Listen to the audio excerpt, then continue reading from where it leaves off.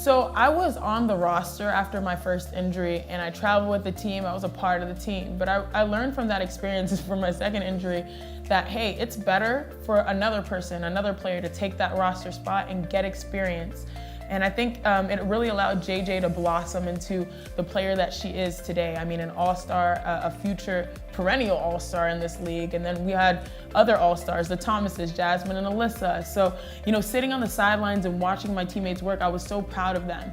But I think they were also proud of me because I chose to be there. I chose to be there even though I was suspended. I chose to be on the sidelines and support them in any way I could. So we care about each other. We care about each other's successes, both on and off the court. And it's just been a long journey for all of us. And we have a group of players. AT and I might actually be the only two that were here from, I call it the gutter period, the gutter, where we didn't know what we were doing and we had a different coach, and we were really just trying to fight for respect individually as players and then also fight for respect as a team. And, you know, we went through a couple of learning periods, and then last year happened and we burst onto the scene. But it's funny, a couple years ago, if you asked any team, they'd say, oh man, Connecticut, they're about to be good. Well, last year we showed people that we can be good. Now what do we do this year? What do we do with that? Are we complacent or do we keep pushing?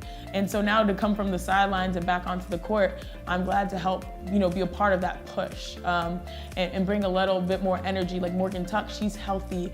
I mean, I think we have the deepest roster in the WNBA. You can put 5 people that are starters or 5 people on the bench into the game and we can compete. And that's gonna be a huge advantage, especially with the shorter season. I'm not gonna lie, you mentioned back in the winter, I was worried.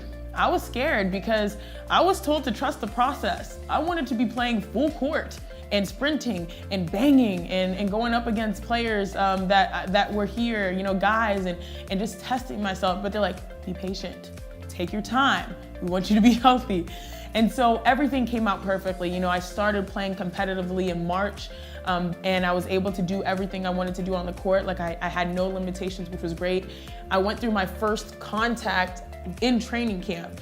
I remember I had a couple workouts with the coaches before training camp, and I remember they had a pad, and one of our interns, you know, hit me with the pad as I went for a layup, and that layup just bricked real hard on the back. I was like, oh, I'm not used to getting hit. I just remember my workouts being by myself. And even now in training camp, I always tell people it's meant for the young players. It's meant for the rookies and the second years and players that are really fighting to get that 12th or 11th spot on the roster.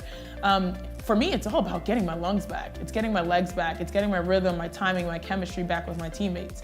It's cool because I already know what Jasmine Thomas at the point guard likes. I know what Alyssa Thomas likes. It's now getting that sync, getting everything back in sync. And that's why I love training camp. It's not just for the rookies, it's also the rookies and Chiney to get ready for game day.